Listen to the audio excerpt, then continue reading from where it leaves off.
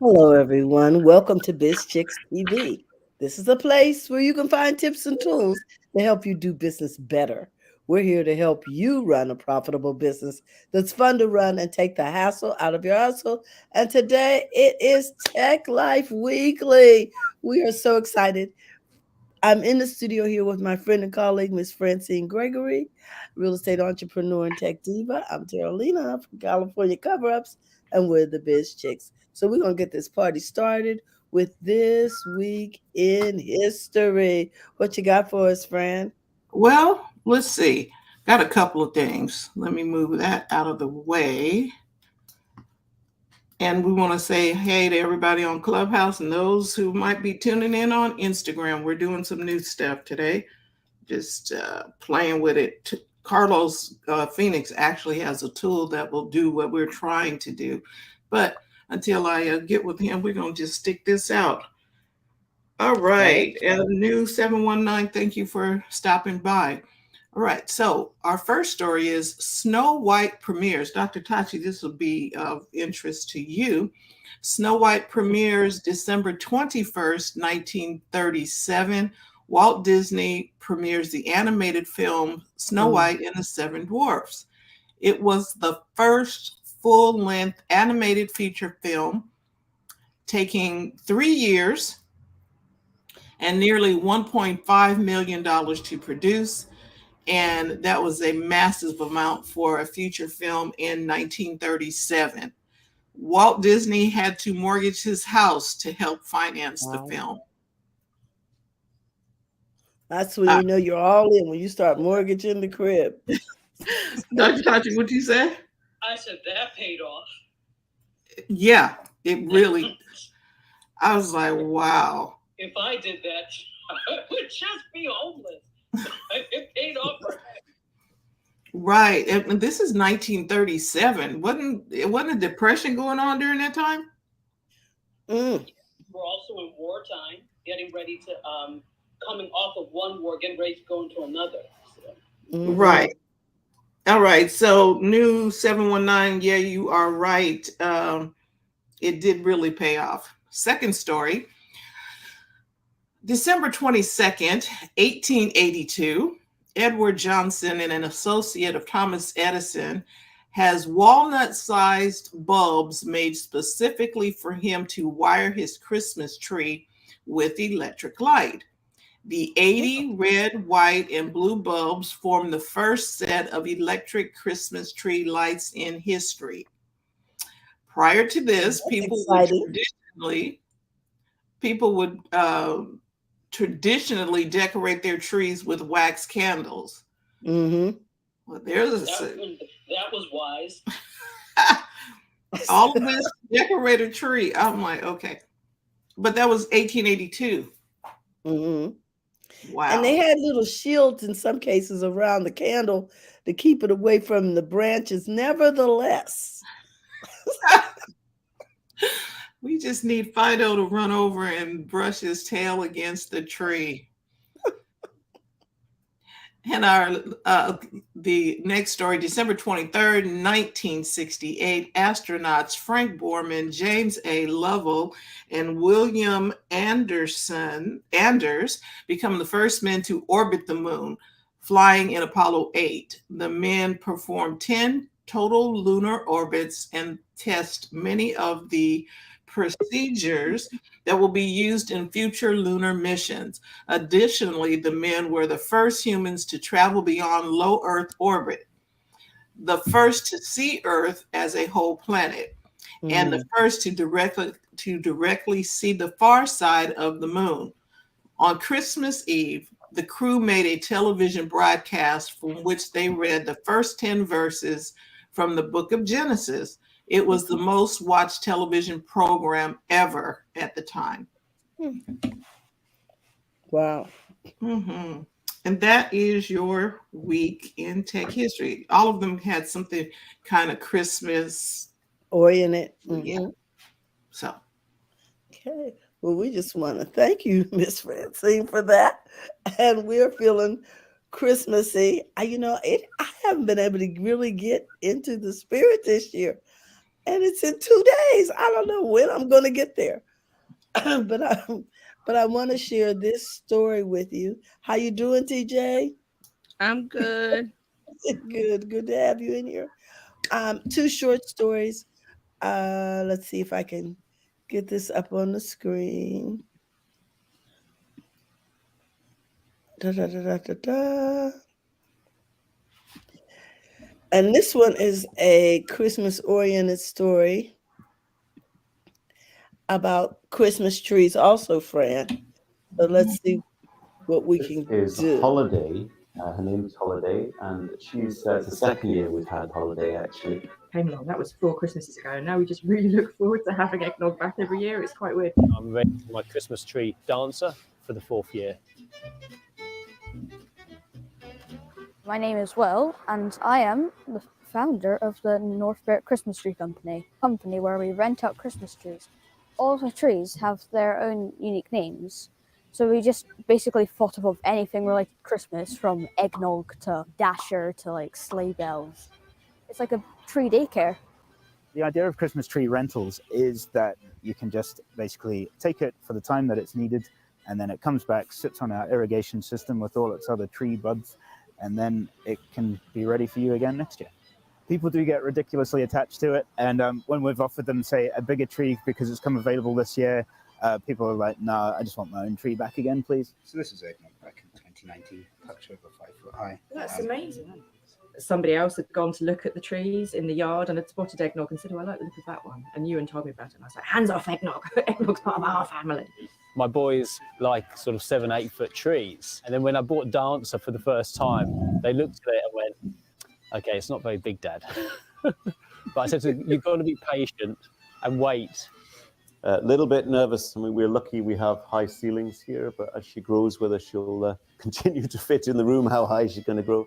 The main motivation here is for the environment. This is a fantastic and sustainable environmental solution to traditional Christmas tree. Something quite sad about taking all the decorations off a cut Christmas tree and then, as you say, dumping it outside. So to be able to take all the decorations off, hand it back, have it looked after, and then have it back the next year, you haven't got that sort of sentimental. You feel a sense of responsibility too, because you want to make sure she's properly looked after and going back looking healthy and just as she was when she arrived. Okay, I like that. So they named the tree? Mm-hmm. And it's rented. You're not going up to the forest cutting it down. Right, and it's in a little planter? It's in a container. It's in a container. Okay. I love that. I do too. You like that idea? I think I like the tree growing with the kids. Yeah, that because they'll have memories of. I remember the little boy said, "Oh, the tree was so small that it was like next year it was bigger." Oh, I love that. That's great. I like it. Good for the environment. It teaches the kid about growth, and it becomes like a part of the family. Yeah, and Mark got comments. Mark says, I like my Christmas trees like my Instagram models, artificial.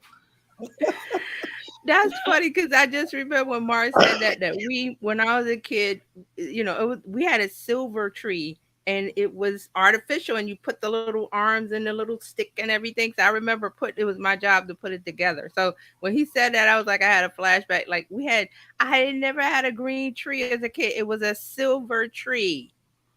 It was like silvery. So, this is back in the day, but Mm-hmm. Yeah, and we always had fresh cut trees. Yeah, but then they got dry. Like you were talking about the candles. I was thinking about the candles and that dry Christmas tree. Right, because now, because when I moved to New York, I was like, okay, you buy a tree off the street. So now we started buying trees, and it's like you said, like after the holidays, and you have to drag it out. You have to take all the ornaments off and drag it out, and then there's all these needles and stuff everywhere. It's a mess. Forever. Dr. Tashi? Yeah, no, a couple of things. That's why, and in addition to, in the 1800s, etc., when they were using lit candles, which was brilliant of them, on a dry tree, or something that is made of wood, This is their houses were also made of wood, rickety as they wanted to be, and so the whole thing would just go up in smoke. I don't know where did we not have a thinking process back then? They knew things could catch on fire. We knew that since the early ages. So I don't get that. So that's one thing. Number two, TJ, when you're talking about your silver tree, this is the funny thing. Back then when they were talking about silver trees and aluminum trees and all those types of things, people were like, back then, oh, that just looks cheap. But now people, spray their trees silver and they do all sorts of things. And now Really? I don't know if you've seen, for some reason, the color this year seems to be pink. And that is the big theme for trees. So people will have, actual pink trees all over the place. And, spray paint pink and then pink. So I don't know why pink is a color this year, but it is. So when you were talking about that's a Gen Z thing. It's they want to disrupt and they don't want to do things the way their parents and grandparents do. So the traditional thing is a green tree. So that's why they do pink and different colors. But I was like, wow, I wish I gotta find the pictures of my silver tree when I was a kid. I knew we were like different. Would you say, Dr. Tachi, the traditional? I said the traditional thing really would be a palm tree because, there were no evergreen deciduous trees in Jerusalem. I'm just saying. Right.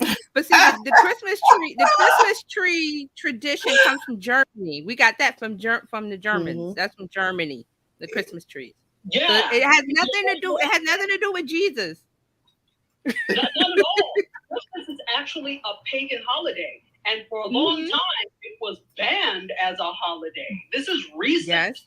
We're now celebrating it. But yeah, it's completely pagan. Has nothing to do with Christianity. Yep. People will be surprised that they knew what. And that just shows you how we do things just by rote. Like you said, now the thing is pink Christmas trees because that's Gen Z disrupting everything. They're like, they don't want to, we're gonna make this different. And that's what they do, pink trees. And then next year it'll be another color. And then it's because of the disruption of we don't want to do everything by rote. So that's why they come out in pajamas and slippers when they leave the house. That's why. And us older folks, I'm gonna put myself in there that we go, well, what are they doing? And I go, well, they're just disrupting. There's always been a generation where they disrupt. The 80s, we disrupted music and different things. So every generation has their little thing where they don't want to do the status quo. So they do things. Right. We're not following your rules. We're gonna do what we want. So that's and I hear a lot of backlash about the Gen Z, this. I'm like, they're just doing their thing. Let them be. I'm with Dr. Tachi. I don't understand. I can't get with a pink tree. I don't get it either, but that's their thing. I mean, I don't care whose thing it was. Pink Christmas trees just are not. Now, see, I can get with pink. I think if we can get with white trees, it's Instagram, TikTok thing, and it's like they want to be different. That's what I said. Let them be them. Let them be. Go ahead. And here's the thing, TJ, I 100% agree with you because I'm like, you like it, I love it. I may not put up the trees or blue trees in my house. Exactly. Trees, but do what you like. My thing is though, if you're saying they want to be different, are you really being different if you're just following? They think it. Dr. Tachi, they think that they think, but that's a youth thing. That's a youth culture thing where they think they're being different, but we're going, oh, you're not different. Because you're not different. You're still following somebody else who decided to have a pink tree, and we don't know why they decided to have a pink tree. They might have did pink trees in the 1850s or something. I don't even know. We don't know. Somebody just decided they wanted to do a pink tree, and they posted their pink tree, and now, I want a pink tree. It's a trend. It's a Instagrammable thing. It's a standout thing. It's a we're not like you owe people thing. It's all of that mixed together. So if you keep that in mind of that, this is how they want to be, that they think that they're being different, go ahead. I said, whatever floats your boat. Exactly. And I'm for it. But I'm like, you think you're being different and you think we don't, you're just being, whatever. Okay. All right. That's a youth mentality. outlaw land. Then tell me how you feel. All I But know that's is a I youth don't want to clean it mentality. up.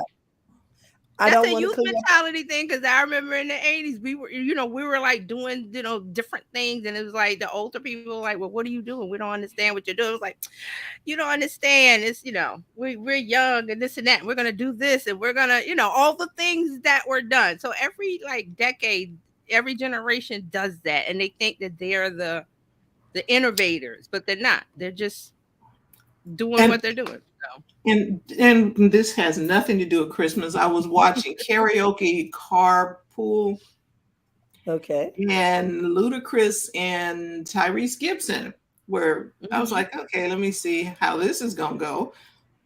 So they're listening to, the rap, I guess, that was back during the day. Mm-hmm. Mhm. Mhm. They stopped the car in LA and got out and was doing their moves or whatever, holding up traffic, and then jumped back in the car. I was like, okay, yes, but that's how they disrupted then. Back in the Mhm. 80s, you would, Mhm. your mom didn't want you to listen to NWA or Mhm. whoever it was. I Because was like, everything was music that was this disruptor then. disrupt. Now this culture is social media, Instagram, and buying pink trees. So I say, hey, have fun. You know what? Let me add really quickly to that, because I know we could go on this tangent rabbit hole forever, but I added really quickly to that. I think there are some differences that you notice. Obviously, social media is a thing now, and it wasn't back then. But I think because there are these entertainment silos, whereas you have so many different types of people creating content, whether it's video, whether it's audio, whatever in photography, whatever it is, and you are your own distribution, in a sense, platform. Whereas you did not have that. As little as 10 years ago, that wasn't even a really big thing, right? Right. So, and that 10 years ago was just 2012. So Yeah. that still wasn't, YouTube and everything was still fairly new and all of that. Yeah. So you didn't have all of these platforms for distribution. Therefore, you didn't have all of this different content out there, which kind of spreads out the content waters. Back then, Right. that was very concentrated on very few platforms and held by very few companies and very few people. So I think there was because of that. I'm not saying people don't try now and that they don't have talent. That's not the case. But then you had to stand out in order to get your stuff heard. So there was a tendency to work really hard to get your things heard. There was a tendency to be the best of the best. And again, I'm not saying that's not the case now, but auto-tune makes it so you don't have to try very hard. And then you don't really have to have, as a hip-hop aficionado myself, especially 90s hip-hop and early 2000s, you don't have to, now, you don't really have to have flow. Like, I'm listening to and you live in New York, TJ, so you understand, really, when it came to battles and things like that, you had to have lyrical skill. You had to be able to flow off of the top of your head, and that probably meant hours of practice and honing your craft.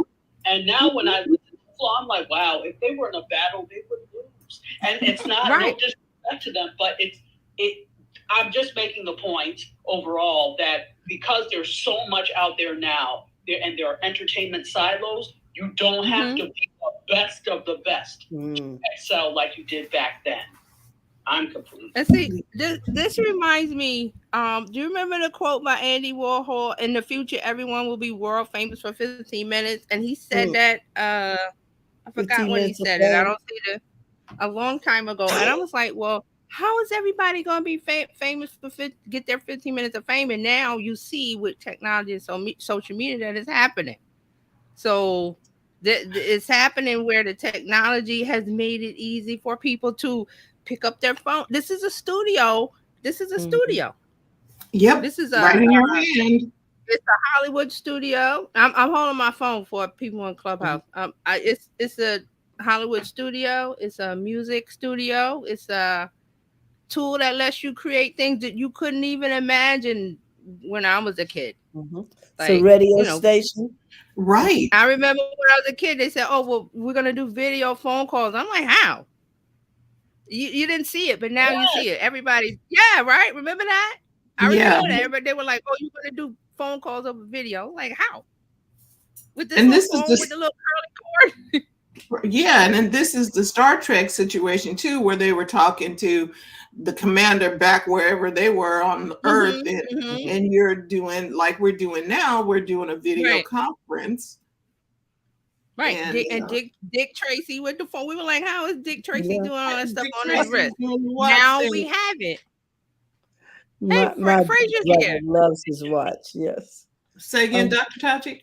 Well, I was just saying, if you can dream it, it can be. And so Yeah. by the time we already see these concepts in television shows, whether they're animated or not, this means there's some modicum or level of truth to it. I'm not trying to say that these things have a crystal ball, but based on technology, things are usually possible if they're talking about them. I mean, I don't think we thought it was so fantastical back then with Star Trek, but the fact that it was so spot on, so on the money with what is possible in terms of technology and science, it's not a mystery, and it's not an anomaly. So, when we see these things depicted in science, that's why I'm like, you think when they had, remember Humans, the show Humans? Oh yeah.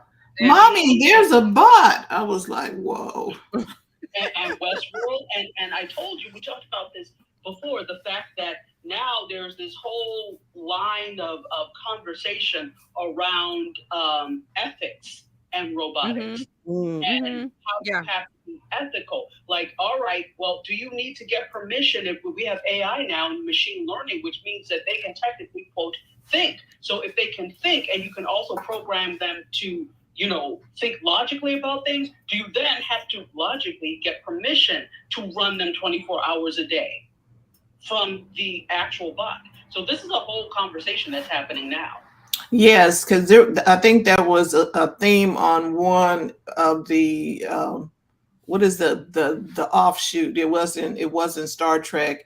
It was Orville, where one of the robots, they have been created to help, and then the humans that had created them was starting to be like, go get me this, and being really bullying toward the robots or toward the little android devices, and they rebelled.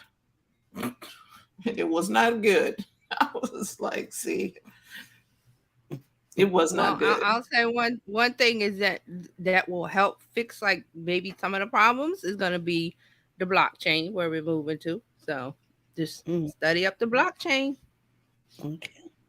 Yeah. I'm not talking cryptocurrency. I'm blockchains, a different thing. So. So the human aspect is always going to be in something, and if the human aspect is flawed, chances are the AI is going to be flawed. Exactly. Well, I have one more story, ladies. Okay. And I always like to have something scientific. So let me share my screen and show you. This story is about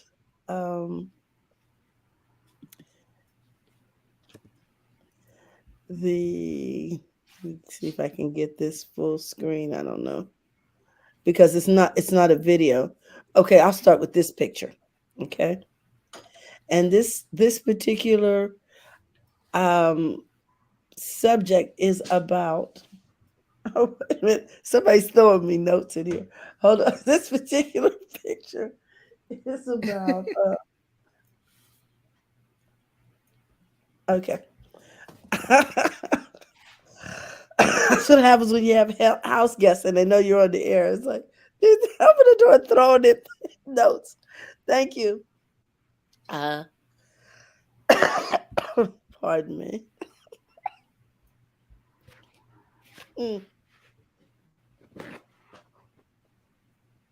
Okay, so while Terry is pulling that up, back to the AI situation, we probably we're gonna need somebody to police that whole thing, because in Oakland they were talking about having the robots armed. Not Oakland, San Francisco wanted to arm the robots.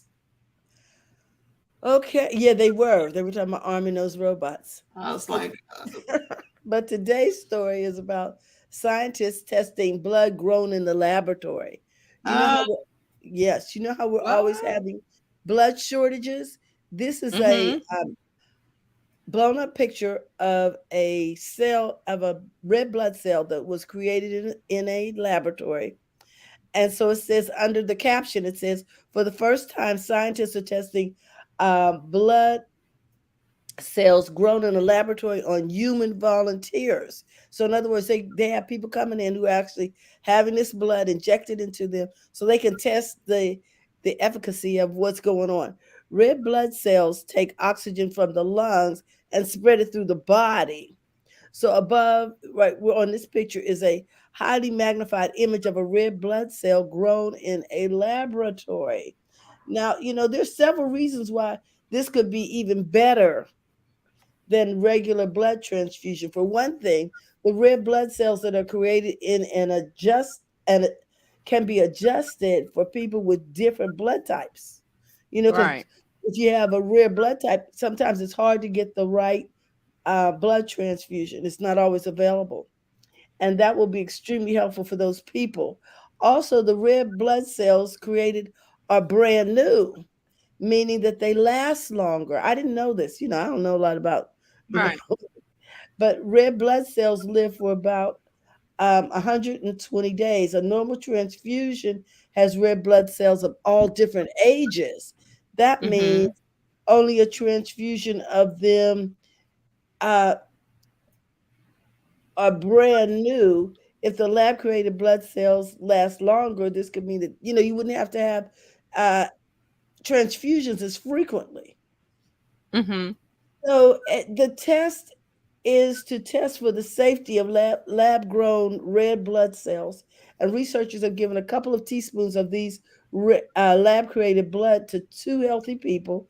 Both people seem to be doing fine after the transfusions, and all the red blood cells from the lab will be tested on 10 people and compared to normal transfusions. So, this new process isn't expected to replace normal blood transfusions, which will remain hugely important. But growing red blood cells in a lab is extremely expensive and a lot of work, and testing still needs to be done. But if it's successful, in the future, the process can make life much easier for patients who often need transfusions, even those with red blood types. Wow. So, what do you think, guys? I'm still not going to Wow. Mars, and I'm still not. I got a problem with something grown in the lab. Hmm. COVID was born in a lab, Hmm. True. and so, Penicillin was grown in a lab. right. But the point I'm trying to make is the human element. Hmm. We're still dealing with that, and if Hmm. people are not um, efficient with their processes, Hmm. it'll be a problem. And so it is with everything. Uh-huh. But I'm Um, just not having the blood. you say, You know, what are you going to say when you go in there and you're knocked out? You're going to say, give me the real stuff on your card? You that's got when you make sure you have filled out that paperwork. you need the real stuff. Right. I mean, you probably have the option. I mean, that we're talking about ethics again. So that'll be the option of, do you want this um Live artificial and blood, memory. and it does, yeah, and it does blah blah blah. I mean, Mhm. this is where we get into biotechnology, which is getting, it's going to be bigger and bigger than ever. Right. And Mhm. see, Bigger. you have to be Biotech. you'll have to be able to trust the source. Uh-huh. And right Yes. now, they don't want us eating no, they don't want us to eat salmon or fish that was raised in a farm. True. But we growing blood in a okay. Question. So I want to go back to the whole thing, and I don't want to make it a discussion about COVID-19, but are Mhm. we sure that it is grown that it came from a lab? Do we know that for 100% certainty? Mm-mm. There was something that they did a report that it happened in a lab in China. Something broke and I will have to go Mm-hmm. back and pull it. But something Yeah, broke. somehow it was because the story was, oh, it was something about eating bats or something about bats. That was the story that they put out, and then it was discovered that it was something done in the lab, and the specifics or the whatever how it got out. I've heard different stories, but it got out. So Okay. that's I remember when it first I remember when everything first started, they were like saying that, oh, it was about bats, that culture ate some bats and it came from the bat, and that was the story they were trying to put out early days, but that wasn't sustainable. So then it did we did discover that it was in a lab. Now the specifics is different things going on because a lot of the people that were there died. I remember there was some doctor in China that did something, and I forgot what he broke the story or something, and he died. So a lot of those people are gone, so we can't get the real 100% fact. And this is a Netflix story. I mean, a Netflix movie. Mm-hmm. People are disappearing. Yeah, it is. So I'm just making note because you know how they like to tag things for mm-hmm. information. So Mm-hmm. just making sure that's why I'm adding this in. So Right. I have no idea, but I know that these red blood cells are going to eventually be available. And I think it's a Listen, good thing for it's when going to you have save a, lives. When you yeah, said red blood cells, I was thinking sickle cell because I'm not sure if it's red or white blood cells, but there's something with sickle cell that it attacks their. So if this could fix that, and all those people could it should alleviate their certainly be suffering, able to, it should certainly be able to help since it's a red blood cell that carries the oxygen to the lungs. And right? well, So, and then here's the other thought on my end. mhm. Can they mimic everything? Because the blood is developed in the marrow of the bones. Right. So where are they getting the first part of from that? from stem Could be stem cells. cells.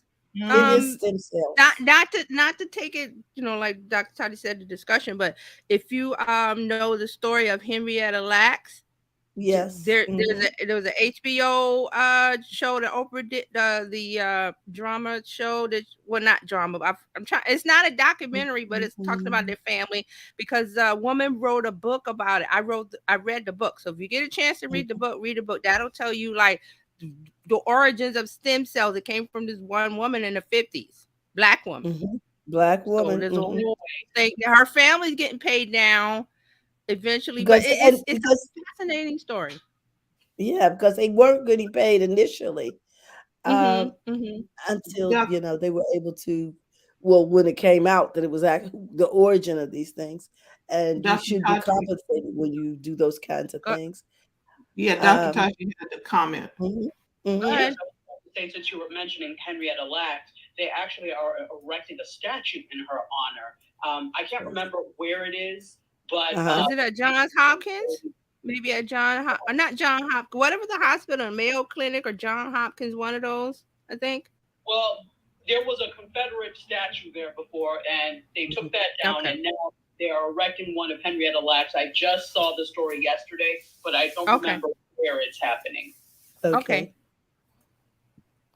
It's Thank a you. fascinating story. And I would suggest reading the book over the HBO show. Mhm. I would suggest And reading the book.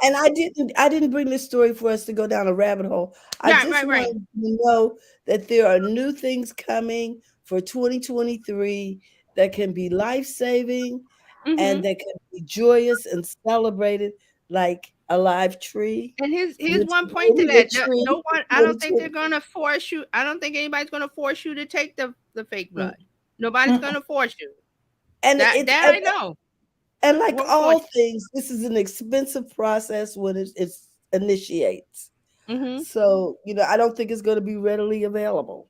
It's still in test mode and it's starting over in the United Kingdom. So, with And that, I say just hold on your hat. There'll be more biotech stuff like that. of That'll course. And that is why our lives are lengthened because, things just keep getting more and more interesting. mm-hmm. Okay. So with that, I'm going to pass the torch to TJ. Okay. TJ, what you got for us today?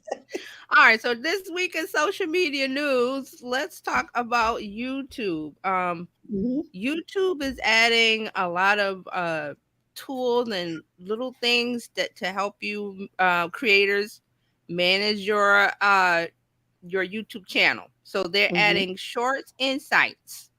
It's shorts metrics that they have a different report from, and this is the thing, if you have a YouTube channel, you upload videos of a certain length, and it could be lengthy, and then there's analytics that show you where people drop off and how many people watch and everything. So they're separating the shorts analytics, where you can go see your shorts numbers, from your regular videos. So this is what they're doing. So they're making it where you can stay on top of your shorts. You can see Mhm. how many views, where's it going, who's watching, what channel, what they're doing. All of that stuff is there. So they're adding that, and it's called a Shorts Remix Report. It's right now. It's only available in the mobile YouTube Studio app. It'll probably be accessible on desktop at some point, but you'll be able to see your YouTube analytics, your YouTube Shorts analytics versus your regular videos. And I've noticed on YouTube that they have separated live videos, short videos, and uploaded videos. Like they're separated on Yeah. your channel. So if you Yep. do a live all the time, it's not going to be under your recently uploaded. It's going to be under the live tab, which I thought it was like, okay, that's a little confusing for people who don't know that you've done a live and they're Yeah, I looking hate for that. your video, Right. right? I hate that because if you're not one, sorry to interrupt, but if you're not No, one no, right. that always uploads videos and you mostly go live, then that means Mm-hmm. the first thing people see is generally maybe an older uploaded video as Right. opposed to the Exactly. live. So yeah, I'm not liking that too hot. Yeah, I don't like it either. I don't like it And I either. I think noticed that. I Mhm. think if they changed it to because once it's finished being live, it's just now a video, and it should be in the video lineup, not under live They're under live. If you go live all the time on your channel, they're under the live tab. They're not under recently uploaded. video. Right. And when someone goes to your channel page, they're not going to see that. It's going to be like Dr. Toddy said. If you uploaded a video, like if you did something to edit it and put stuff in and uploaded it, they're going to see that. It might be like 6 months ago or 3 months ago. And then you're going, oh, well, they said go to YouTube and blah, blah, blah, but it's under the live. So that's one of the things I hope they fix. So I noticed that. But, This is right. another thing. This is another thing with that. So aside from, so let me use myself as an example. I upload things, but I mostly go live, and so Mm-hmm. every week I at least have one live that's there, right? And so now Mm-hmm. people are not seeing this. Now I try to upload more, especially since I'm trying to get better with YouTube, but that doesn't always happen. And my thinking is like, well, whatever, there's some content there because I just went live. But now if they have to look for what the recent content is, they may not. And guess what? YouTube is not paying me to be on their hamster wheel. So it's one thing if I'm monetizing YouTube and doing it's another thing if you don't have the people yet to be able to monetize or be part of their creator monetization program. So it's like, so Right. you need to be on a hamster wheel and create content, great content, mind you, for people to see, but you don't want to pay me. So that's another reason. It's like if you're not paying people, then you at bloody least need to make sure that what they do create is seen. That just Right. helps Right. because you're already putting That's ads without our permission anyway. So right. And see, here's the fix. I think for that, I just was one of the ideas, the community tab. Because if you put a post, and then you can put the link to the live, so someone will see that especially in the mobile app. Because I'm thinking mobile more for YouTube. I used to not use YouTube on mobile, but now I'm starting to do it more because that's how more people are using YouTube. So if you do a community tab post, which is we said before, like an Instagram post, and you say, hey, you say whatever and put the Like link this to the live. If they like this see is that our post, right? If they see our that latest post, they might video. go to your live. Right. I'll later. You can say whatever you want because it's post. You can say whatever you like, and then have Yeah. a link to the live Mm. or a YouTube short of the video of the snippet from the live, or a YouTube short that you make up and say, hey, this is where, for more of this, and you put the link to your YouTube. That I mean, it shouldn't have to be that way, but I'm just thinking of fixes until they fix it. Yeah. Yeah. Hmm. And then you use the community tab, which is what they want you to do, and then you use the YouTube Shorts, which is what they want you to do. So they give you a boost because you're using those two things. I'm gonna check that out. I mean, we shouldn't have to, but Mhm. just some thoughts. Okay. Okay.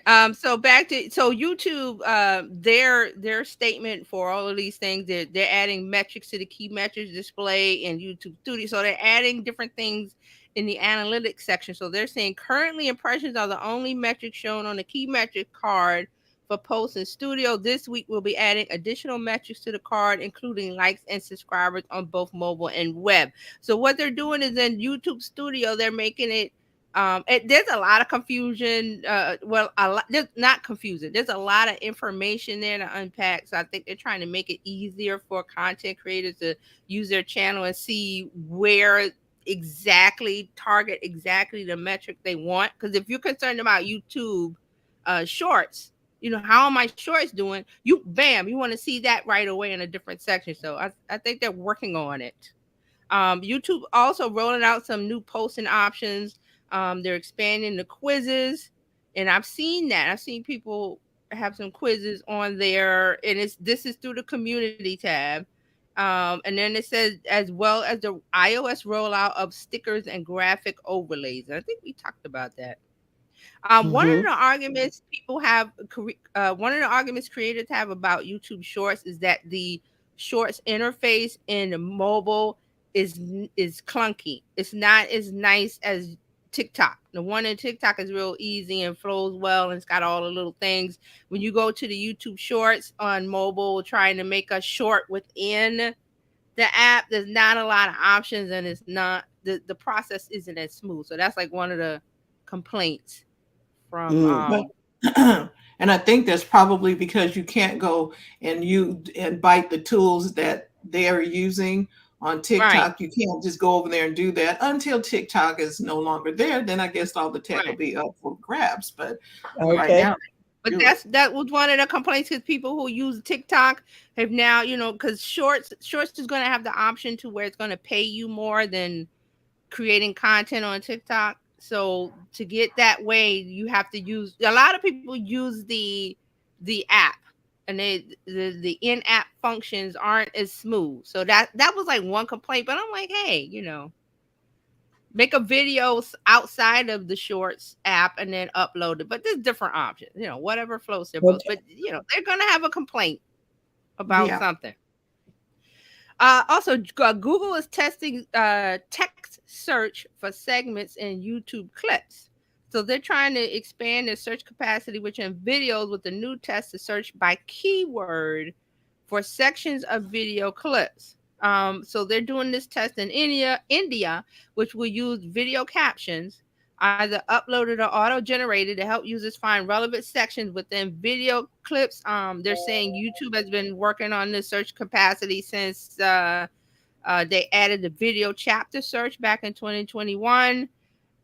So they're saying they also made video transcripts searchable in October of last year. So again, they're trying to add all of these little tools in to make it where, when you upload a video about a certain topic, they're looking at the chapter, they're looking at exactly what you're saying in the transcripts. So when someone searches for that phrase or that word you said, it goes right to the video. So especially if you Mm. have a longer video, instead of Yeah. somebody wanting to watch from the beginning, like, well, okay, I didn't search for this, what I searched for, so it goes boom right to that section in the video. Okay. So they're saying Nice. the addition of more text-based search tools so creators have to make sure the captions on their clips are accurate. So this is one of those things, you want to make sure that what you're saying targets and fits what somebody's just searching, because you make that connection, and then that's somebody you could get into your community, on your email list, on your whatever whatever your goal is for being on YouTube. Because and the reason I think this is important is because, like, bloggers, sometimes when you want to know how to put a nail in a hole, how to nail a hole in the wall, they'll start talking about, well, you can get a galvanized nail and a da-da-da-da. I don't care about all of that. Get me to how to put the nail in the wall. And that's right. And that's one of the arguments with bloggers who have recipe sites, that they trying to game the system of writing a whole thing instead of I just here for the recipe. I'm not here for the story how your grandma discovered this in 1890 something. And this is what they're doing on recipe websites. They write a whole like 3,000 thing, and you're there for the chicken recipe, and the recipe's at the bottom. Well, they think people want to know, and some people are just curious. But see, this is the thing. When you're searching for something, you're searching for the thing. You don't want a whole War and Peace. And that's what they're doing with recipe. I'm talking about recipes. A recipe said, hey, this is a recipe for chicken cacciatore, something, something, something. Here it is. But no, they've got like 3,000 words about their family going to the this and that. You see that a lot. And it doesn't serve what the search purpose is for. I can see if you're a member of that person's community, that's different. Because you want to absorb their stories. You want to hear about the kid that didn't like vegetables and now they like this because you put it in this. When you're searching for something specific. So that's what I mean by the recipe sites. Because give me what I searched for. Give me what I clicked for. And if you're going to do that, at the top of the blog, put, here's the recipe, skip straight to the recipe. Bam, some of them do that. Yeah, some of them do that, but a lot don't, because one, they're running ads on the website, so they want you to stay and look at the ad. And I'm like, I don't want to see 5 million ads popping up. I just want a recipe for chicken with mushroom, whatever it is. So that's the thing, where you're not serving your audience. And that's how this ties. And that's how this ties into YouTube, because YouTube is going to get you to what you click for, not like, okay, here's the background story of how the nail got to the wall. No, just how do I do this? And then just see, that's the thing, right? With some creators, they're like, they want to get you want to catch it. Okay, give them it with searching. I'm looking for something specific, so give them to that. YouTube is doing that, but if they want to leisurely lay around after they watch that section, they might peruse your channel and see that you talked about something else, and they might want to do that on their leisurely time. But when you're searching for something specific, so you have to give it to them, and YouTube is doing that. So this is a good option. You're right. And if you're under the hood of the car because you got to fix something, you don't want to have to try and scroll through and try and get to the part where how you take the spark plug out. Right. You want to get right to it. So that's the difference. Now, if you're talking about building a community, that's where you do the storytelling and all of that. But a searcher is not there for a story. They're there to fix a problem. So my problem is, what do I cook tonight? I don't need your whole backstory. I don't got time. I got to cook this thing for my family. My kids are hungry. So give me the recipe, please. But okay, that was just one example. So let's move on to Snapchat. Snapchat has added new Snapchat Plus elements for the holidays. I know Dr. Tati would love this, because, like, what do you get with Snapchat Plus? Well, guess what you get to do now? You get to customize your camera button, including the camera icon, in-app function displays, and more. It doesn't mean much. All it means is you could change the color of the button from blue to green to red to whatever. Well, at least we don't have to pay to change the color. You do have to pay. This is Snapchat Plus. Oh, this my is Snapchat goodness. Plus. Well, I want my button turquoise. I don't know. Do you care what color the camera button is in the Snapchat app? I don't, because I'm not paying Snapchat Plus. Okay, and this is the thing where we get back to the pink trees. Yes, why? This is why. So this Oh is my ways, gosh. more ways to make your Snapchat Plus experience more your own. So you get to Mhm. change things inside of the app. Snapchat Plus users will also now be able to apply custom backgrounds to their chats in the app. Now, if you use WhatsApp or Telegram, you can change the background of the chat window instead of it having a solid color. It could be a picture, patterns, whatever. So you can do that in Snapchat Plus.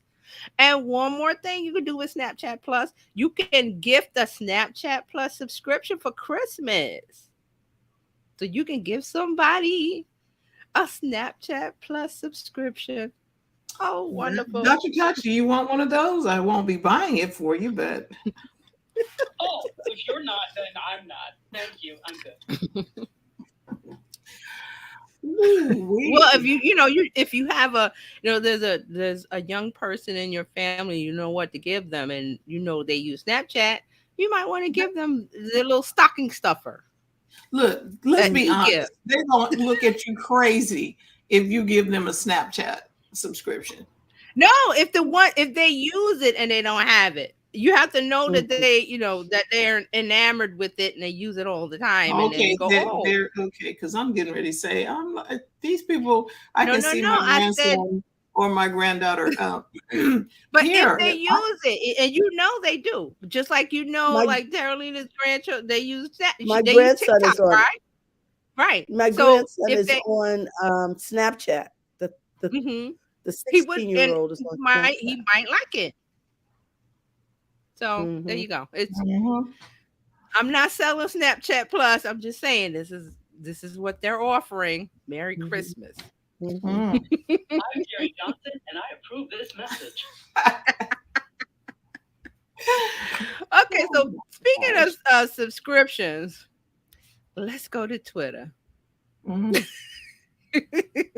Let me pull up my Twitter stuff. So Twitter, as you know, it's private, so they're not like releasing this, that, and the other. It's whatever Elon Musk decides to tweet, and then they go with it. So now, well, this week I know he did something about a poll, and he said if you guys want me to step down as CEO, I'll do it. And it was 57% that said yes. And then he said, "Oh, I'll step down once I find somebody crazy enough to take the job," or something he said like that. So, he's running things the way he wants to run them.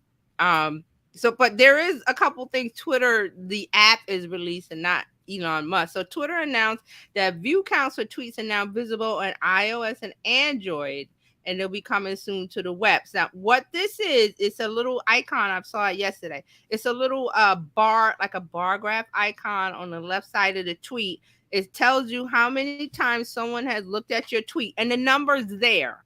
The view count is there. And it's just not your tweets, it's everybody's tweets. So there's a couple of exceptions. So according to Twitter, not every tweet will have a visible view count. Community tweets, Twitter circle tweets, and older tweets won't have the data available. So this is like recent tweets, and I've seen Okay. it. So if you're interested in like, well, how many people saw the tweet but didn't interact with it, you'll be able to know. And it's not just your tweets; it's everybody that you follow. You'll see it, little icon, if you're interested in that kind of thing. All right, so now Twitter Blue subscribers now get prioritized rankings in conversations. So Twitter Blue is back. I think we talked about it last week where there's different levels, and if you care about Twitter Blue. So they're saying that subscribers that pay for the $8 a month service will now get prioritized rankings and conversations, and the ability to upload videos up to 60 minutes in length. So Twitter doesn't say how you get prioritized. It just says this feature prioritizes your replies on tweets that you interact with. So they're saying that Twitter will probably weigh whether or not the users pay for Twitter Blue, and then say, okay, well, this tweet is posted and we're gonna push it up in popularity. So again, Twitter's confusing now. It's confusing. So now if you want Twitter Blue, and you pay $8 a month. Plus, I think there's the fact that if you do it on iOS, that is 12. If you do it on your iPhone, it's $12 a month. I Yeah, think. because Apple's because Apple's The App Store fees. yeah, the whatever. And I was Mhm. like, oh, okay, how about we just not do that and I just still have Twitter and I How pay. about we not play? How about we not pay for Twitter Blue? How about that? Unless Yeah, you care about. okay. Second. Because there was nothing there that would make me want to be a Blue subscriber. Because if I'm You don't want listening to to what upload you, videos. You don't want to upload videos 60 minutes long, 2 gigabytes in size, and 1080p resolution. You don't want okay, to pay for that. isn't that what we do when we go live to Twitter right now? Okay, man, Ah. but okay, May I add something? yes. Yes. I'm thinking that audiences in general are tired of being told what we should want. There'll always be some people that will jump on the latest and greatest things, and there will be some people who pay for these things. But I think to a large extent, it's very apparent that these companies are instituting what they think we should have rather than asking somebody what you actually want. Who asked for this? Nobody. Exactly. So what's going to happen is these things, if they don't catch on, they will quietly go away somehow or pivot because nobody ever bothers to ask what we want. And if they do ask, they ask in a way like, you want this, right? It's a leading question rather than genuinely trying to find out what would work for us. I don't know about this, but I'll be quiet. Now you're right, but with Twitter's a different animal because people did ask. Remember, they want the blue check mark, the verification, and they were tired of waiting because the process before was I think you had to be a known person, a journalist, in government or an organization or something that could be verified. But then regular folks were like, I want to be Twitter verified with a blue check. Because what does that blue check mean? Well, it meant something before Nothing. Elon Musk. Now, it doesn't mean anything now because you can buy it. You can buy verification. And what I does can that mean? That doesn't mean anything now.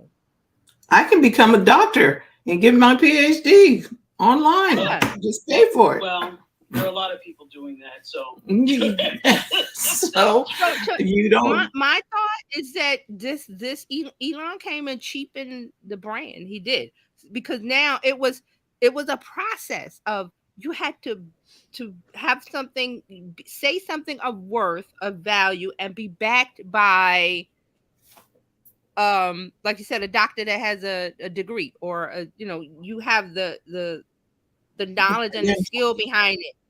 Yeah. So to me, the blue check mark was that's somebody not trust 100%, but it's somebody that has something of value to say. Let me listen and let me go do my own background check to see if it's something I should listen to. Now everybody has the blue check. So what does it mean? Absolutely nothing. That It they means paid. Yeah. nothing. It just means that they paid $8 a month To for have a it. blue check, which now means nothing. Mm-hmm. Before it Well, meant something. paradox. I'm sorry. Go ahead. Go ahead. Well, I'm sure there was a paradox with this because the whole thing is if you make it too high, because here's the thing, the way that you can really ensure that if you're going to make people pay for it is you have to have it at a price point where it's not just a drop in the bucket in order for it to mean something. However, then that creates a divide between the people who are worthy and can't afford it and the people who may not. Oh, what happened? I'm sure the thought process was also not necessarily democratization, but like making it low enough so that those who wanted to do it can. Okay, but then when you do that, it doesn't have very much meaning because anybody basically can buy it. Exactly. So Exactly. I don't know what the thought process was. I'm just guessing that could have been part of it by making it so cheap. Right. And look at the example of Instagram being verified on Instagram yeah, Instagram does the does Instagram do the blue check? They were starting to do a check. I don't know if it was blue or not, but There they was said there's somebody yeah, it's a somebody else gray had a one. verification. I forgot it was Right. it Facebook or somebody. But it's because everybody thinks, well, if I get verified, I'm somebody. You could be somebody without being verified.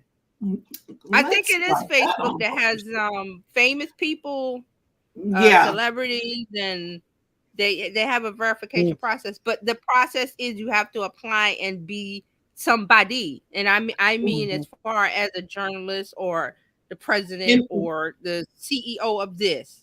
You know what I'm it's mhm, saying? Instagram, and it's Instagram too, Instagram and Facebook, because you have to upload some You legitimate have to have, yes, credentials. the certification, something that Hmm. says you are this person. And the Right. thing is now everybody wants to have that because they think they'll have some authority, but you can have mm, authority without a blue check. But now with Twitter, they're saying I have an authority because I pay $8 a month, which I really don't. As authority that we're talking about on a media level, main like a platform level, like a mhm, Dr. Fauci or somebody like that. I mean, they have credentials and experience behind them. But now anybody can say, "Here's my $8 a month. I have a blue check. Listen to me." Still gonna go like, "Okay, And now there's who are nothing you?" in your feed worth listening to. mm. So Right. they That's haven't what I been mean. vetted by anybody. No, they've been vetted by forking eight over The bucks a blue month. check $8, people by the which bank. doesn't mean anything. That's just Instead of okay. go That's ahead. just like the drug company saying, okay, we vetted them to be all natural or something. There, it's just a conflict of interest. I always go back to the good housekeeping seal of approval. How do you get that? How does a product get that? How does a They had to service go through get that? some rigorous. Rigorous testing Hmm. and certification. And also, Hmm. there's another one. Consumer Reports does a thing where they say the best of, but Mhm, you don't buy that. They do the rigorous testing and put it through the paces and say, yes, this is the top, da da da da da, or this is the best in whatever. So now when you can buy that, that means nothing anymore. So a lot of people are just going, well, I want to have a blue check because then I'll be an authority and people will buy my course or buy my thing. And I'm like, that's not how it works. So Looks like Real getting. question. Go ahead. yeah. Real question is how many $8 does it take to equal up to 44 billion? You know that's what part of the basically. It's money not from. making it. He's not gonna make it with that $8. It has to be $800 or $8,000, Hmm. Exactly. right? So that's what Wow. I'm saying. It's like I sit back and watch it and go, why are you working yourself into a frenzy to get a blue check when you can anybody can get rubber stamped and it means nothing? I Mm, Well, don't know. I don't know. I don't So either. that's what's going on with Twitter. Let's look um, at I, Insta. I, I Oh, go wanted ahead. to add something about Twitter since we're on Twitter. The people who were making the mad exodus from Twitter, Mm-hmm. they're still there Of because course. there is nowhere else to go. There is nothing like Twitter. As much as we talk about Twitter, there's nothing like Twitter. I Mhm, was But because go ahead.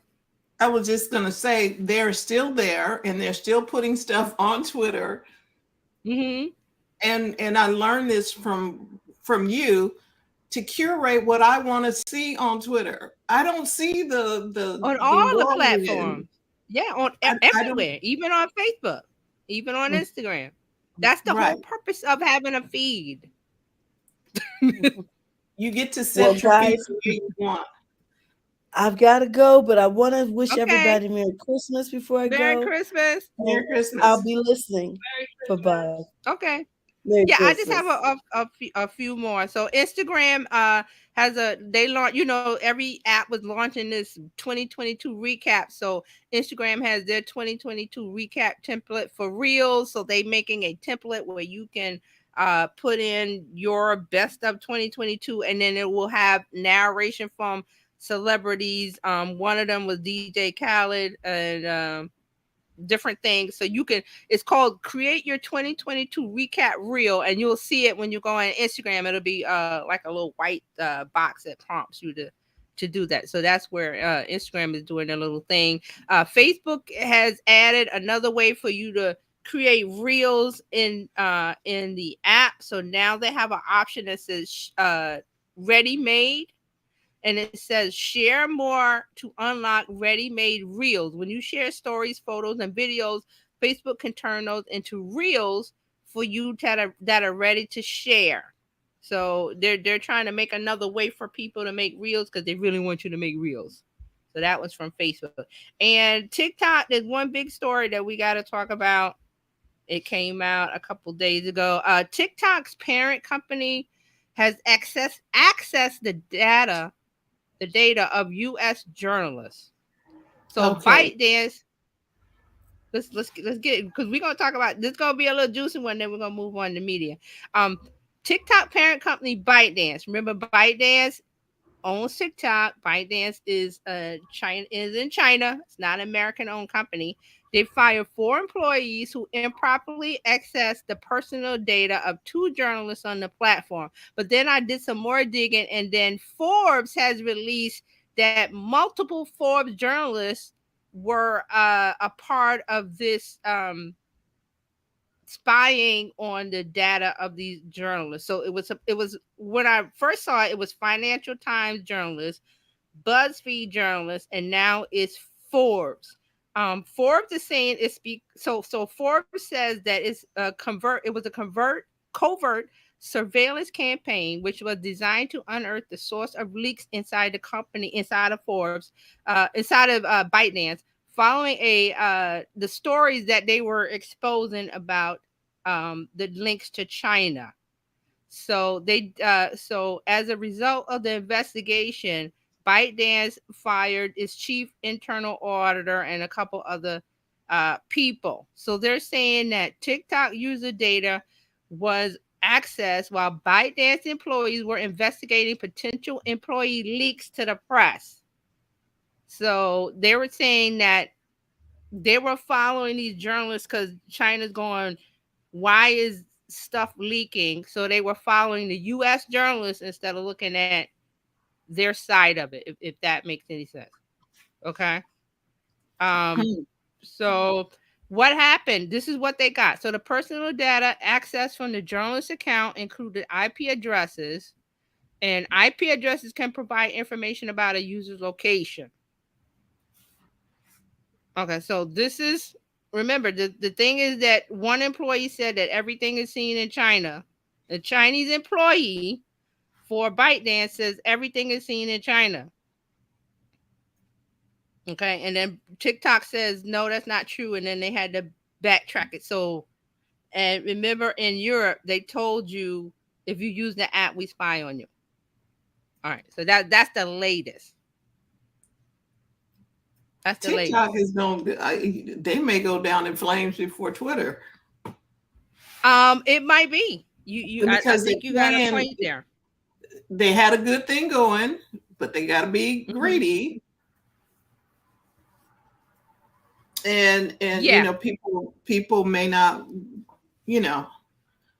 So I see it as a march, like one step. It's like one little thing. Here's the next one. Here's the next one. Now we're gonna have a new Congress, a new term in January. They said TikTok is gonna be the thing that they look at, Mm-hmm. and they're right looking at now, it from the national security side of it. perspective. Mm-hmm. Yeah. Well, On if they're spying on our journalists who have very secure measures for their stuff, what's the rest of us going? And did we talk about, was it this week that I was saying that they had someone I follow on YouTube was that Joe Rogan had read the terms of service, and all the things that TikTok can do was like keystrokes and where your eyes track on the app, and a lot of this is can be manipulated. And yeah, you talked So about that on Tuesday, which was really yeah, good. okay. Right. But Right. it bears repeating, because if they can track your keystrokes, that's keystrokes for everything. Your banking, Mhm. where you went, went to dinner with Aunt Susie or whatever it is, they're tracking. Private stuff that you might not want anybody to know, and you're thinking because I have a device and I paid for it. But these apps are, and a lot of the apps I mentioned on Tuesday, a lot of the apps can do things without you even opening the app. It's just the fact that the app is on your phone. Right. And Hey, Carlos said, Carlos. yep, been like that since day one. There you go. There you go. So, And and the so, argument we talked about Tuesday was like, it's not, we're not picking on all of the social media apps track you in some form or fashion, but you can have, I don't know how much reassurance we can have because they're American companies, but we can kind of hold their feet to the fire. You see that they put Facebook up in front of Congress, and Congress can call them up and I know it might be like a not a sham, but like a dance kind of thing, like performative, but at least it's something that could be done. With ByteDance, we can't do that at all. There's no calling them to Congress. There's no, you stop that from us. That's not how their government works. So okay, so we don't have control over the other people's kids is probably is the way of looking at it. We don't have control over China's children where they're doing whatever. We can't tell them, those kids, hey, stop it. But right, we can they're tell our doing own something else kids, over there. right? We can tell our own kids, hey, you need to stop it. So Whether or the not reason they, this story just shows you is just one more step in the march towards TikTok might not be on the App Store. So, and you go, hey, I already downloaded to my phone. Well, it won't be updated, and that will, open your phone up to possible hacking and different things because your phone is not secure because of that app that you have on it. And I well, said see, and before, there that are was other my apps. that is my concern right there. If I have the app on there and it's uh, and they're liable to track my keystrokes and others thing when I'm not using the app, Yeah, you I don't have can't to have open that. it. I even if you don't have to open it, and if I've got sensitive stuff on my phone like for clients or whatever, and I'm doing transactions, I can't have y'all just willy nilly just looking at stuff. Right. And it's So not just when I'm not just picking on TikTok. It could be any of the other apps from the different app stores. I mean, Google Play, App Store. So we have to be careful about whatever app we install on our phone. So, and this brought up the thing we said on Tuesday about what do you do? right, burner phone or get rid of it. Those are options. So, and we're just bringing you the info. Right. This is what's And, happening. and So, and this is probably a good security measure if you have apps on your phone that you're not using off. What do they call? Get them off. offload or delete. I just delete. Some of them you Yeah, could just, remove and it keeps the data on there, but I like, hey, just I just delete get it. rid of And it. if you're not using the app, and especially it's like, who is this? You might just want to. We might have to do some app cleaning in right now. I was gonna say 2023, but maybe today. Look at what Yeah, you got you and may have say, a 3-day weekend, and you got "Mhm, sit there while you're watching Netflix. Get rid of some apps off of your. yeah, okay." Well, So I think that Dr. is Fauci's up. yeah, that's it. Dr. Tachi, are you ready? I am ready. How's everybody doing? All is well. Fantastic. As Good, if I good. haven't been to you for the past hour, but I just want to make sure everybody's good.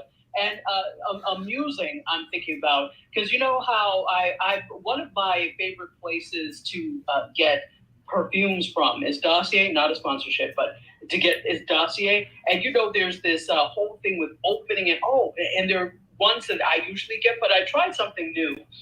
And I'm a little disappointed. I just had to share that with you. She's like, this is. I really like this 1 cent. and I'm very disappointed. And for those of you that don't know, Dossier has like inspired by, because what I'm not going to do is spend like $400 on perfume, but they have ones that are very close to those. So that's why I love using it. And I'm like, okay. And I've heard a lot about this one, and I'm like, see, that's why I'm going to stop listening to influencers on YouTube. That's going back. So. They call them dupes, right? Dupes. Yeah, dupes. D-U-P. Yeah. D-U-P. Yeah, Yeah. exactly. Dupes. So like I love ones like the Maison Francis Curve de Jean. What is it called? Baccarat Rouge. So that's like $400. I'm not doing that. I actually found out about this company from by watching YouTube and influencers, and they were doing all these reviews. So I said, all right, why not? And I was like in love as soon as I did it. So often you can find some good things and good finds, and that's why companies use influencers, obviously, these media companies, so that they can put their products in front of them. Well, it worked on me, but then somebody was talking about not the dupe of one that I have, but the real one. And so I said, okay, well, let me try the dupe because it's like she seems to love it. Well, now I know not to listen to her. So I just had to share that. I'm sorely disappointed. Cool story. Well, I was glad to know. I'm sorry, go ahead. Oh, no, that's good to know, because then I can go see if I can find my cologne. Yeah, we're going to have to talk. No, look and see if you can find it, because honestly, they're really very good dupes. Amazing, to the point where like some of these things I had never known before, and I just like the smell, not knowing that it was like a dupe for something. But then I had like a sample of the actual the original one, very close. I mean, no difference. So check it out. Okay, thank you. Where was this again? What was the name of the company? Dossier. Dossier. Dossier. Okay. Yeah. So, and they often have sales and things. So check it out. Again, this is not a sponsorship. Thank you. If I like something, I will shout it from the mountaintop. Likewise, if I don't like you, beware. So I wanted to let's talk about what's happening at the movies. You know, I'm still not taking my behind to a traditional movie theater to sit down because I still feel they're too COVID-y for my liking and too sickly. They probably were all along. Now we're really aware of it. So Avatar. Sorry, go ahead. No. I was laughing. Okay. I just thought I'd cut you off. But let's talk Avatar, The Way of the Water. They have surpassed 550 million globally, which is not bad, right? This is a major box office milestone. They've crossed 550 million in global ticket sales. But here's the thing. They spent 350 million on them.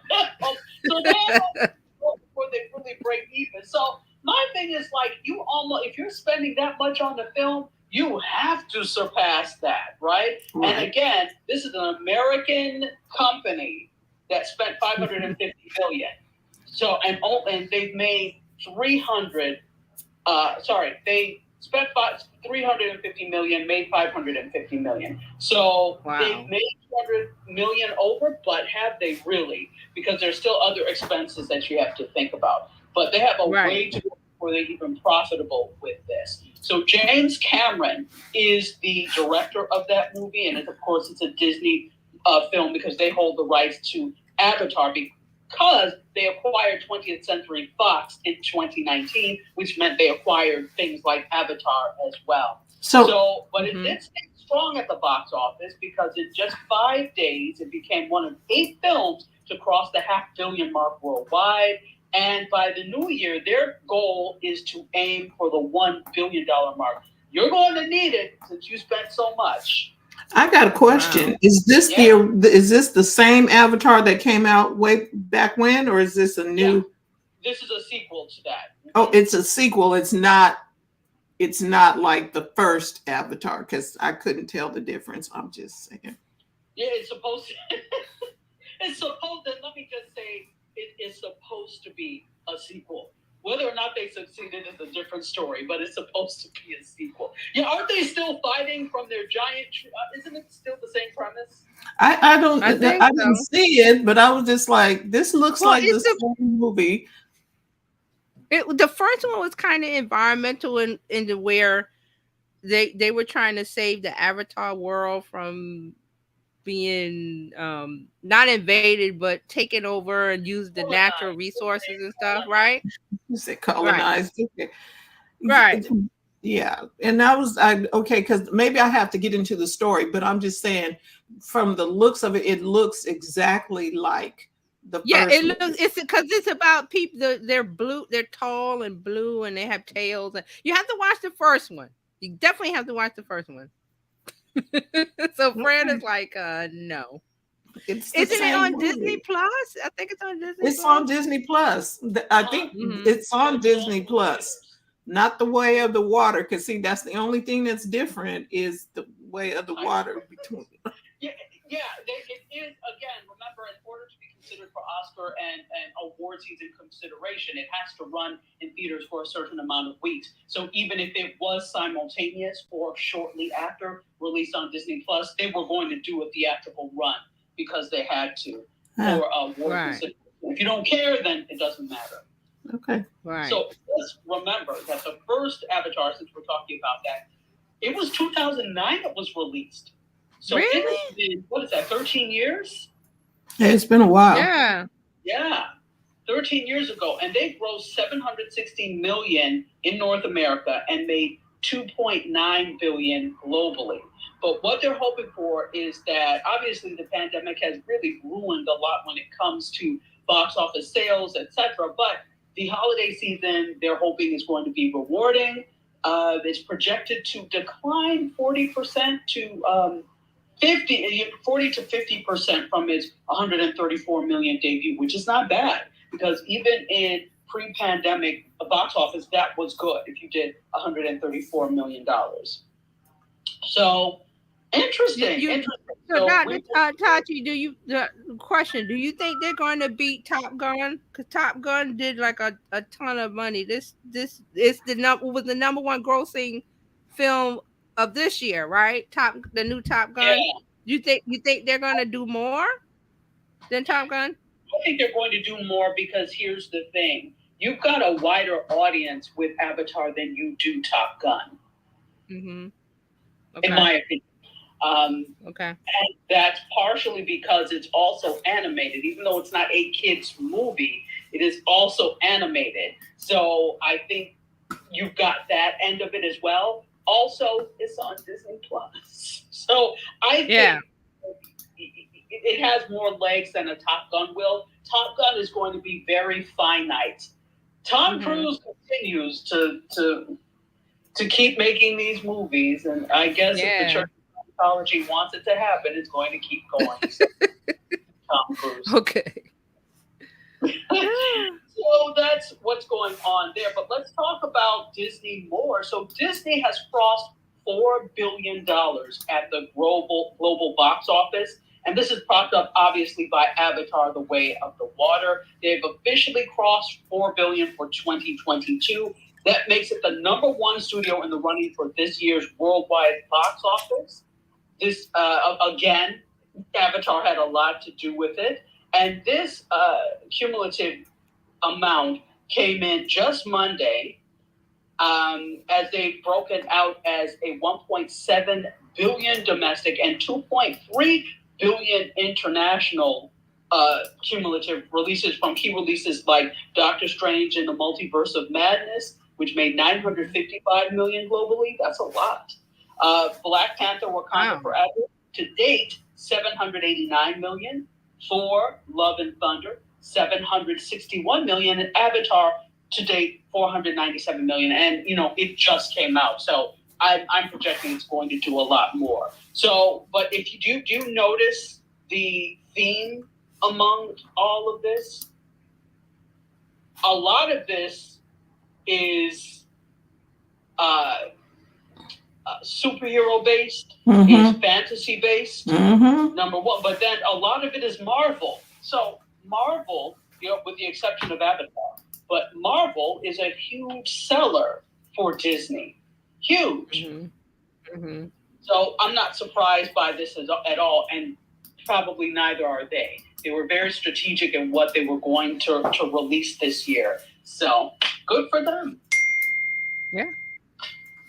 All right, let's get off of movies and on to the NFL for people who care. You all know I really don't care about football, but this is important because NFL Sunday Ticket, which is a package of out-of-market games, is landing at YouTube in a 7-year, $2 billion annually deal.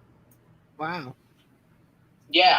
Wow. So we're not quite sure what Sunday Ticket will cost consumers because you will have to pay. Subscribe without having a YouTube TV subscription, so you can subscribe to that separately. So you know who else was in the running for that? Amazon? No, where are you? I had the I had it and now I can't find who else was in the running. Amazon? Amazon Prime? Was it Amazon?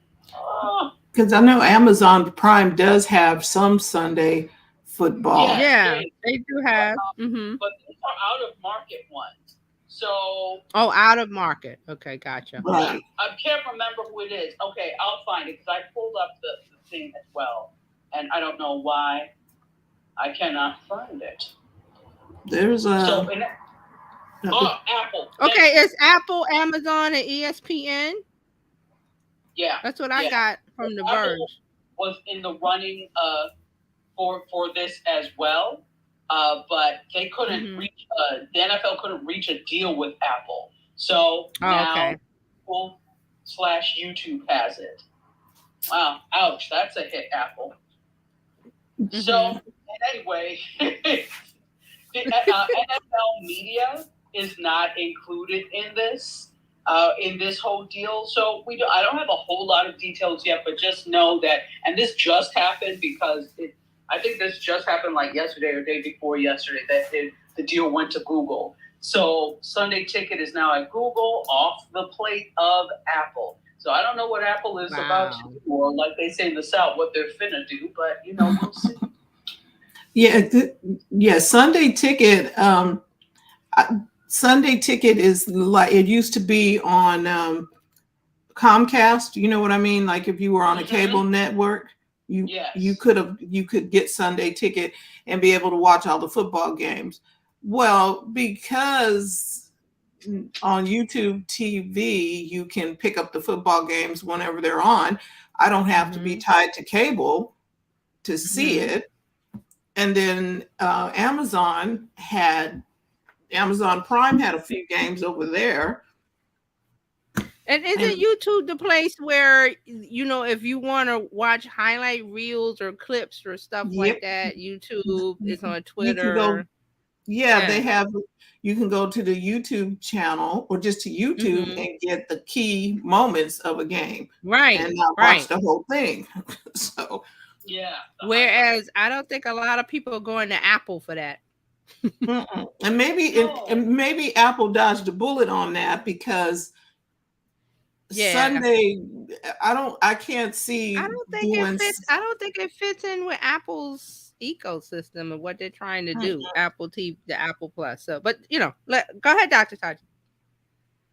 No, this is great conversation. Another question is, does Apple even have the inventory, meaning the viewers, to make this worth it? Yeah. I think that often these companies are looking at, if we bet this could draw more people. But that could be a temporary thing, too. It's very temporary because the football season is not all year round, unless they're planning on making something all year round. But I don't know. So you have to have things that are going to captivate, and it has to be more than off one season. And that could be part of their strategy. But I think it's still very early in the game for Apple TV Plus. Never mind how long they've been around. And they haven't been around. Oh, they're playing the long game. Apple TV, Apple Plus is playing the long game, which is smart. Right. Now, the other football will work well. Soccer. Yeah, the what? Very well work well. I think so. Yeah, because if I can, because I do use my Apple TV. So if I want to watch a soccer game or get in or watch a soccer match, like everybody was all enamored with the World Cup, you can go there and just watch, right? Instead of trying, where's the World Cup? I don't have to go looking all over for it. It was Yeah, what if I want to watch something? I go to, I think YouTube. YouTube's gonna be a beast. It's Mhm. like I think Dr. Tati said earlier, like when YouTube first started, what was it, 2006 or whatever? It's evolved and grown into things. And so if you want to talk about like the evolution of broadcast TV, which streaming came and disrupted that, YouTube is gonna be like the place where, okay, I want to watch the clip of this, or I want to watch this, or where do I watch da da da da da? It's gonna be YouTube. right. And YouTube TV is taking over Mm-hmm. cable. Oh yeah, I mean, most Mm-hmm. streamers are now competing with cable and head to head and or surpassing them. Cable just can. Cable is so antiquated. I'm sorry. I'm actually not sorry, but they're just so antiquated. And they don't want to change because for the longest time, and it's not just cable. I can't just blame them, Mm-hmm. but for the longest time, content did not want to change. Network Right. TV was the same way. They still don't want to make changes. They don't. They It's don't. only when their hand is forced that they have to do something about it. They're like, well, I guess I'll just go ahead and institute this new way of doing things. But by that point, it's almost too late. And that's why they're playing this game of catch up. But, it is what it It's is. like it's like the movie theaters. You have to evolve or die. Evolve or die. That's it. All we're So, done. That's a perfect all way of right. putting it. One entity that's trying to evolve is Netflix with their damn password sharing.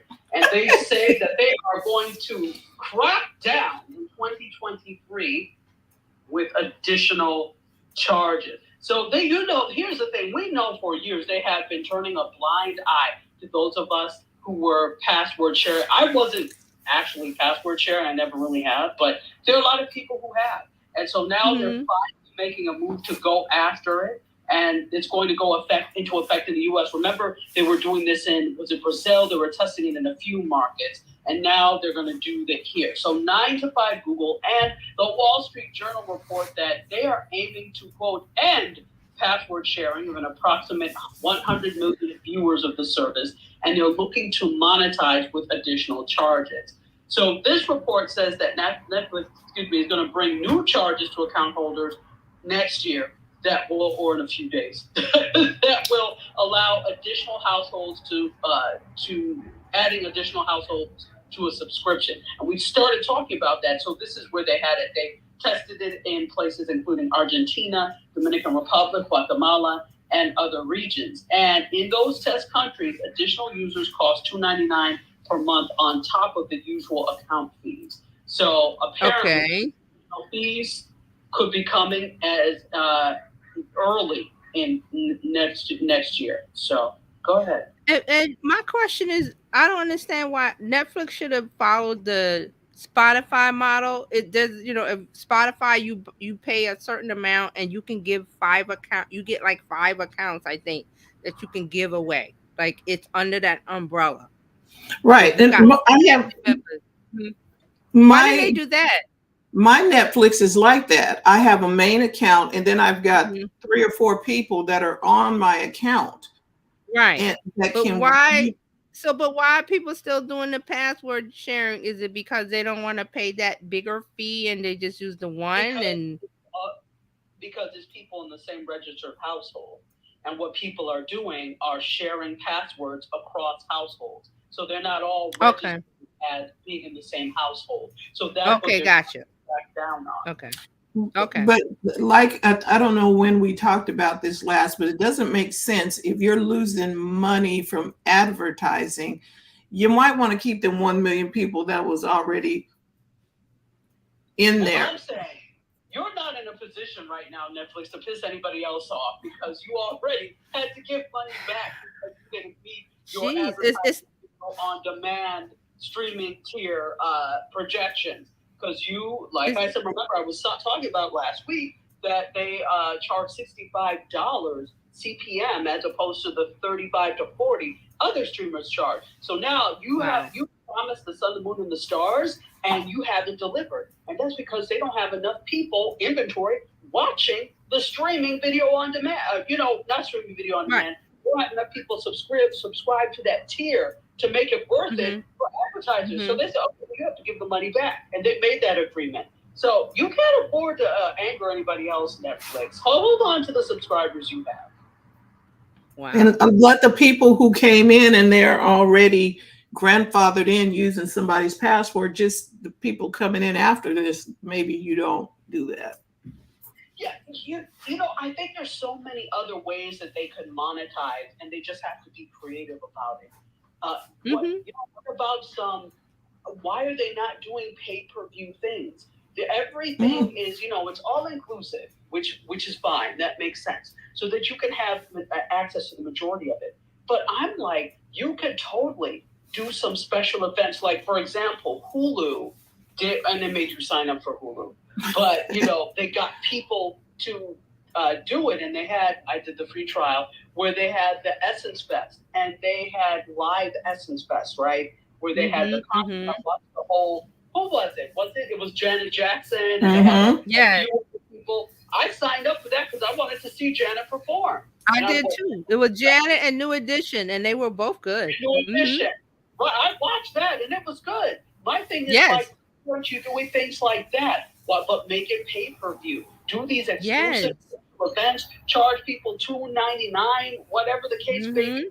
Would make buku money doing that and just have a whole schedule of things. If they were smart, this is what they should have done. They should have gotten on the bandwagon with Versus.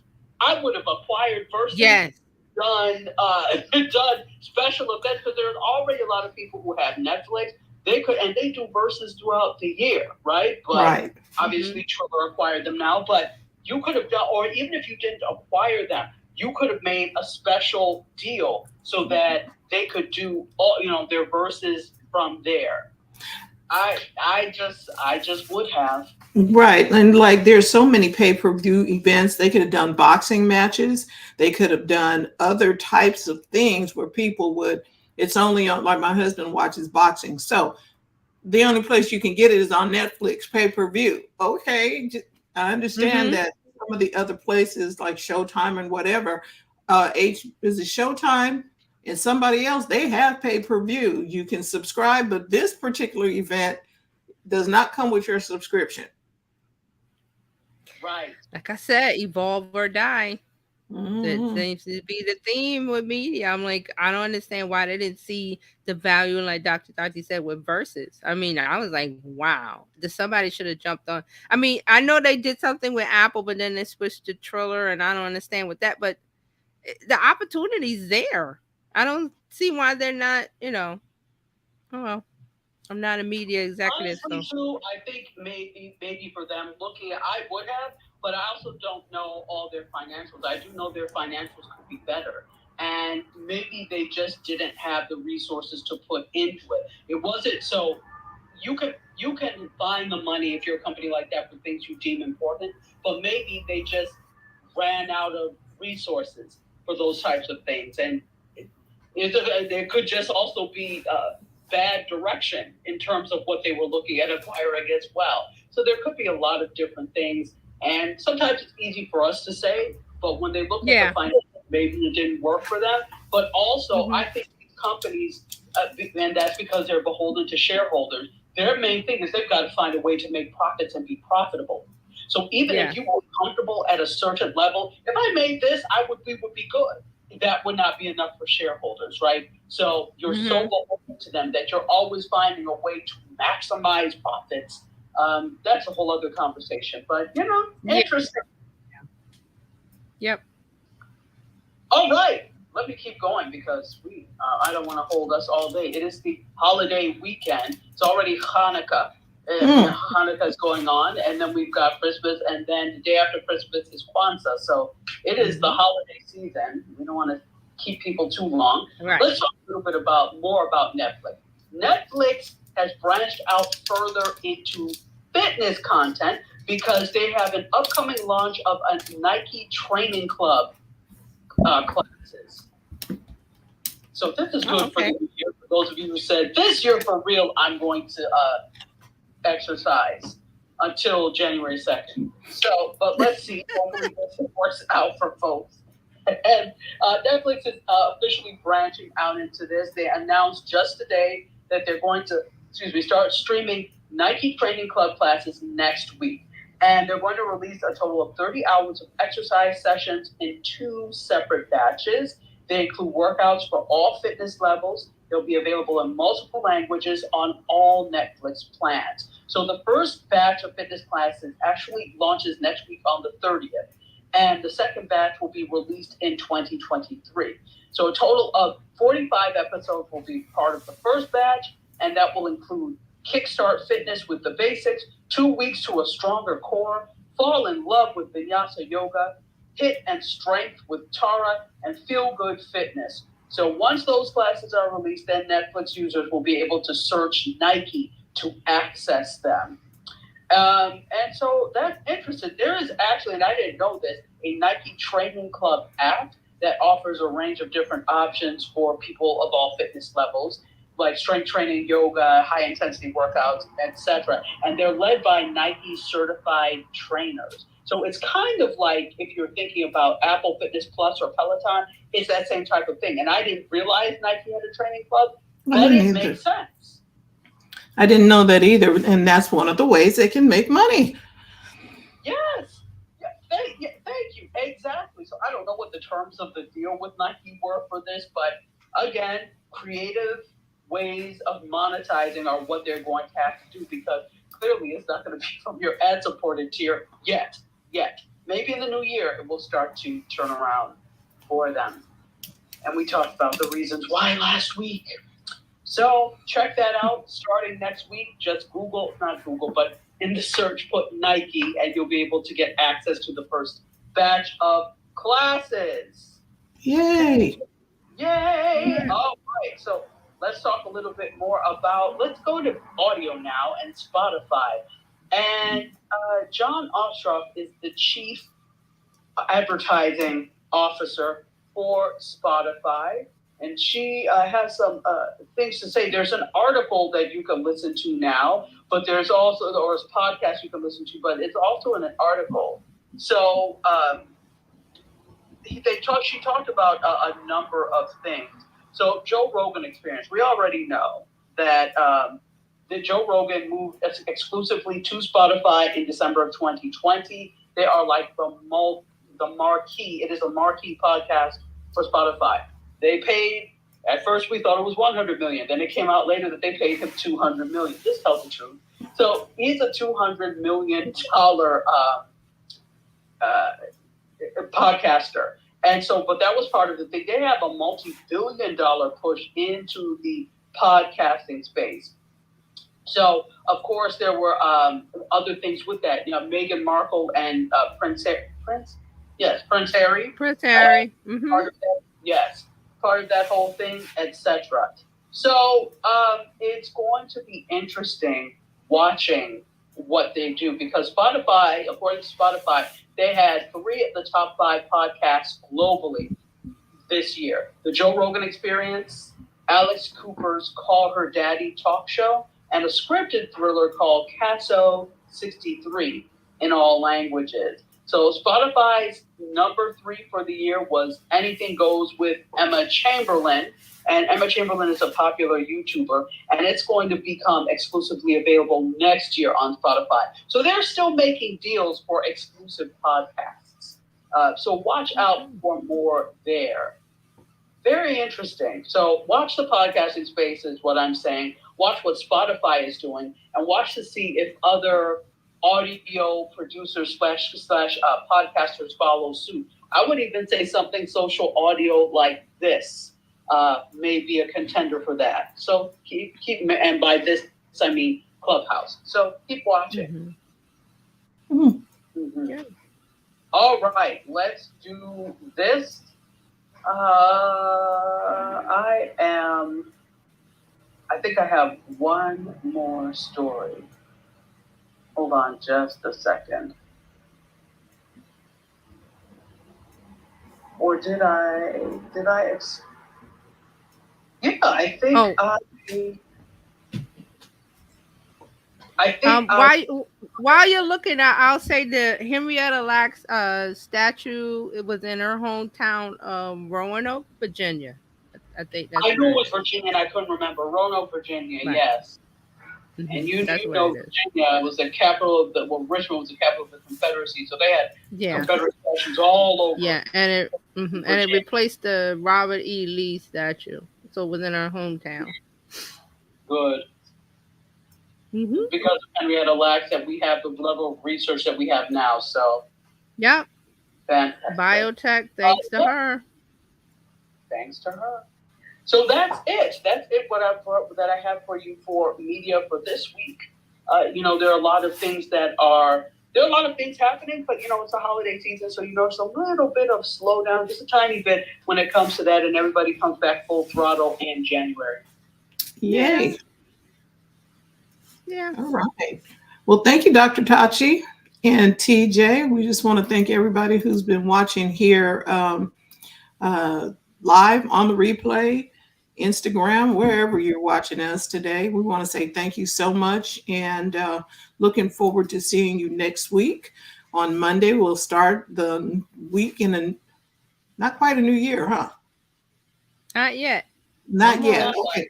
The one week, one Monday before the new week. So we just want to say thank you. Carlos is asking question mark replay. Yep, you can watch the replay on Facebook. Definitely go to our YouTube channel. Not YouTube.live, BizChicks.live. Just go over there and you can join the community there and you can watch the replay. It will be there. Want to say thank you. Since we're talking about YouTube, I just want to real quick just mention that if you haven't started a YouTube channel and you want to have a presence online, I say go for YouTube, because we have all of the volatility with Twitter and Instagram and this and that, and they're doing this with the algorithm. YouTube's gonna be a beast. So that's my Merry Christmas to you. Listen to this lady. Set your YouTube predictions from you. Yeah, because she's had some more good predictions. Yeah. Yeah, I could, but not. Well, we gotta go. So, but that's just one I wanted to throw out because we were talking about YouTube. I said some YouTube stories. Dr. Tati has some. The pieces are there. The little I look for breadcrumbs. The little breadcrumbs are there that YouTube is making move silently to become this giant, which it already is because of Google and Alphabet. But YouTube. Yeah, and it seems to be a little more stable than everybody else. Mm-hmm. All right. We will see you next week on Monday. Thank you again for tuning in. Make sure to go to BizChicks.live, hit the subscribe button. We will see you then. Enjoy your weekend. Merry Christmas. Happy Hanukkah. Happy Kwanzaa. Happy holidays. Everything. Holidays. Yay. We will see you soon. Bye, everybody. Thanks for watching.